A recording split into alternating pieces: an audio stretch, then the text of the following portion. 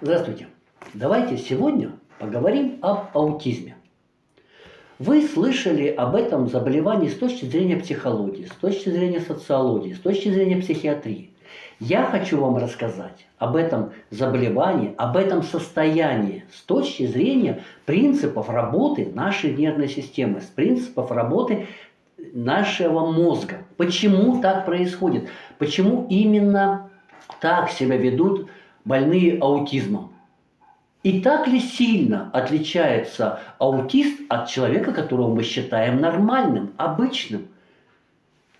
Должен сказать, что наше поведение и поведение аутистов в большинстве случаев различаются только степенью выраженности, а все остальное одинаково. Почему? Да потому что именно так работает наш мозг. Именно таковы принципы работы нервной системы. Это канал «Аппаратная психотерапия» и я ее автор и ведущий, доктор Родион Кузнецов. Так вообще, что такое аутизм? Что такое аутистические расстройства? Почему их выделяют в отдельное заболевание? Я считаю, что аутизм – это состояние, которое может сопровождать как жизнь здорового человека, так и жизнь человека с психическими заболеваниями. Это именно состояние. Чем оно характеризуется? Два четких параметра. Первое – неумение поддерживать, создавать, поддерживать, заканчивать коммуникацию. И второе – это четкое следование стереотипам. Но обратите внимание, это не такая уж и редкость. Люди, которые сейчас гордо называют себя интровертами, это что? Да это как раз люди, которые не могут, не умеют поддерживать коммуникацию. Им лучше быть в одиночестве. Да, они, в конце концов, они могут преодолеть себя и начать общаться. Но для них более комфортное состояние – это именно быть в себе, без остальных людей. Для аутиста это просто более выраженная степень. Он не может общаться с другими, потому что ему больно. Почему? Я расскажу чуть-чуть позже. И следующее. Это четкое следование какому-то плану и каким-то стереотипам поведения. Но с другой стороны, а вы что, живете иначе? Ваша жизнь чем-то отличается от дня сурка? Вы сходили на работу, после работы пришли домой. На работе вы делаете одно и то же, изо дня в день. Дома у вас одни и те же действия. Все различие, если только по телевидению идут разные передачи. Это все различия в вашей жизни. Попробуйте вспомнить, а что вы делали там 32 дня назад. И вы не вспомните. Почему? Потому что если не было какого-то даты, какого-то события, то все то же самое. То есть, по сути, это легкая степень аутизма, можно сказать. Не совсем так. Чем отличаются люди, не страдающие от аутизма, и аутисты? Тем, что, да, наша жизнь похожа на день сурка. Но, тем не менее, если вы пришли домой, устали, там, серый день, и вам сказали: слушай, а поехали сейчас или завтра на шашлыки, на рыбалку, пойдем в ресторан. Вы скажете: о, да, хорошо, поехали. Может быть, вы устали, и эта реакция будет не такой резко положительной. Но, тем не менее, да, поехали, и вы это сделаете. Аутист этого сделать не может. Опять же, потому что ему любые изменения приносят боль. Я уже второй раз говорю о боли. Это не фигура речи. Это действительно так. Аутисты – это не какое-то психическое заболевание. Аутисты могут быть идиотами. Аутисты могут быть гениями. И вот эти два фактора, два параметра, про которые я сказал, они и определяют, что у человека аутистическое поведение. И это встречается очень часто. Дело в том, что аутизм встречается чаще, чем сахарный диабет. Каждый 160-й человек имеет ту или иную степень аутизма. Так является ли это серьезной социальной, медицинской, педагогической проблемой? Или это можно решить? Давайте разберемся, как работает наша нервная система. По нервам не протекают картинки или звуки, запахи или ощущения. По нервам течет только электрический ток, который мы называем нервными сигналами. Откуда он берется? Единственная структура, которая вырабатывает электричество, которая является генераторами своего рода, это рецепторы. Рецепторы превращают все виды окружающей ее энергии в электрический сигнал. Дальше электрический сигнал протекает по нервным волокнам и поступает в мозг, где анализируется, проводится какой-то анализ, какое-то структурирование и ответ. То есть, по сути, это сложный процесс, но который в кратком варианте называется рефлекс. Появился сигнал, выработалось электричество, дошло до мозга, пошел ответ. Все. И как вы понимаете, мозг – это совершенный электрический прибор, который сам вырабатывает, сам потребляет электроэнергию. И чем больше энергии поступает в мозг, тем на большее он способен. Когда энергии мало, когда электричества поступает очень мало, да мы ничего не можем. Мы не хотим ничего делать, мы не хотим думать. Когда энергии море, мы полны энергии. Если в первом случае я говорю об электрической, то во втором именно о той энергии, которую вы воспринимаете. Сила, мощь, энергия, желание, способность изменить мир. Это все производные электрической энергии, вырабатываемой рецепторами. Наши эмоции – это индикатор количества электрического тока, поступающего в мозг. И не более того. Как я уже сказал, если тока мало, мы в глубочайшей депрессии. Если тока много, мы полны энтузиазма, радости, счастья. И все наши эмоции, все остальные находятся вот между этими точками. И зависит только от того, сколько в данный момент энергии получает мозг. Мозг может получить все, что до него дошло. Рецепторы могут выработать только столько, сколько способен. Каждый рецептор – это микрогенератор, он не может выработать больше. Один рецептор выделяет где-то около 10 минус 9 ватта. Ну, цифра вроде маленькая, но учитывая их количество, их производительность, общее количество электроэнергии, которые могли бы выработать наши рецепторы, можно измерить в мегаваттах в час. Как электростанция хорошая. И вот эта энергия идет в мозг. Но в результате перенесенных хронических заболеваний, в результате перенесенных инфекций, травм происходит блокировка вот этих путей. Нервные сигналы начинают идти по путям с более высоким сопротивлением, электрическим сопротивлением. А значит, и тока, электрического тока поступает в мозг меньше. Рецепторы работают, а мозг поступает меньше. В течение жизни мы накапливаем такие участки высокого сопротивления. И в течение жизни мы становимся менее энергичные, менее жизнеспособные. У нас больше болезней. А что, опять же, вот исходя из вот такой точки зрения, с такого подхода к нервной системе, а что такое хроническая болезнь? Рецепторы можно разделить на две большие категории.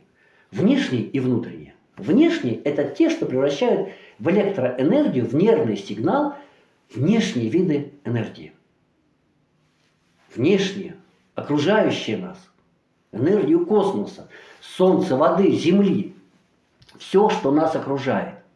И внутренние – это те, которые реагируют на изменения нашего состава организма. Но резкое изменение состава организма, которое заставит намного сильнее работать внутренние рецепторы, мы воспринимаем как боль. Таким образом, для того, чтобы нервная система работала, есть только два источника. Это окружающая нас Вселенная и наша внутренняя боль. А вот теперь подходим к вопросу об аутизме. Те самые пути с высоким электрическим сопротивлением, образующиеся за счет постоянной связи между нервными клетками, это наши знания. Это то, что мы называем нашим опытом, нашей жизненной позицией, да чем угодно. И опять же, если сравнивать это с физикой, с электрическим прибором, это можно сравнить с микропроцессором, в который приходит сигнал, и он выдает ответ. Четкий, один и тот же ответ. Именно поэтому наше поведение стереотипно, что этот микропроцессор на такое количество энергии способен выдать один и тот же ответ. И этим обусловлено то, что мы живем в день сурка. Мы получаем одни и те же раздражители, и мы одинаково отвечаем. И также происходит у аутистов. Они получают раздражители и одинаково отвечают. Но почему мы отличаемся именно тем, что мы можем изменить свое поведение, а они нет? Да потому что, я уже сказал, источником энергии является либо Вселенная, либо боль. А задача нашего организма – это получить как можно больше энергии. Ее мы можем получить за счет окружающего мира и за счет боли. Таким образом, задача нашего организма, нашей нервной системы будет звучать так. Получить максимальное количество энергии и постараться избежать боли. Именно постараться, потому что если нет другого варианта, мы будем получать ее за счет боли. Так вот, аутисты – это люди, у которых любое изменение вот этих процессоров, любое отхождение от их поведения включает источником энергии боль. И они сразу реагируют как? Мне это больно, я так делать не буду. Любые изменения в жизни они будут воспринимать как боль, реальную боль. Какой самый известный аутист из мира кино? Может быть, кто-нибудь из вас видел фильм «Теория большого взрыва». Так вот, главный герой этого фильма, Шелдон, это чистокровный аутист. Как он описывает свое состояние? Все, что не подходит по его стереотипу поведения, вызывает у него сильную, жгучую, режущую боль в коже, в мышцах. В некоторых сериях он описывает свои ощущения, и они описываются так. И это человек, который не способен именно воспринимать новые каких-то знакомства. Он не способен поддерживать коммуникацию вне того круга, к которому он привык. Для него каждый новый человек – это боль. Хорошо. Мы обсудили, что такое аутизм. А можно ли это как-то избежать? Как-то изменить? Да, можно. Здесь я хочу вам предложить следующий вариант. Я уже сказал, что это канал аппаратной психотерапии. И в данном случае, вот на данном видео я ищу людей, которые готовы попробовать, у которых есть дети, у которых есть знакомые аутисты, и которые хотят изменить эту ситуацию. Ту картину, которую я нарисовал, она обусловлена тем, что тока подходит меньше. Аппаратная психотерапия, аудиокатарсис – это физиотерапевтическая процедура. Создавалась она не для того, чтобы улучшать эмоции или лечить. Нет. Ее основная задача этой методики в том, чтобы восстановить оптимальную, максимальную проводимость нервов. То есть увеличить количество тока, поступающего в наш мозг. И за счет этого боль, как источник энергии, становится ненужным. А если уходит боль, то стереотипность поведения исчезает. Я предлагаю следующий вариант. Не совсем так, как написано в инструкции на сайте. Ссылки на сайт вы найдете в описании. Для аутистов это не совсем подходит, потому что там нужно одевать наушники.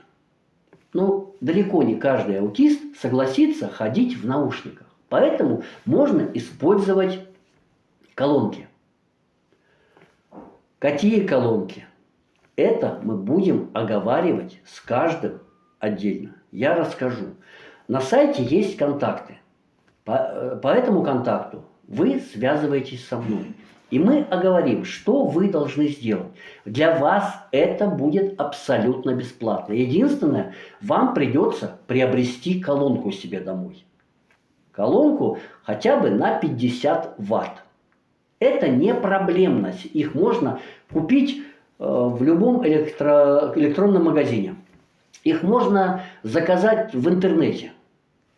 Единственное, нужно желание. Если вы это сделаете, связывайтесь со мной. И я подключу вам аккаунт, по которому вы сможете абсолютно бесплатно пройти курс аппаратной психотерапии для восстановления проводимости нервных путей.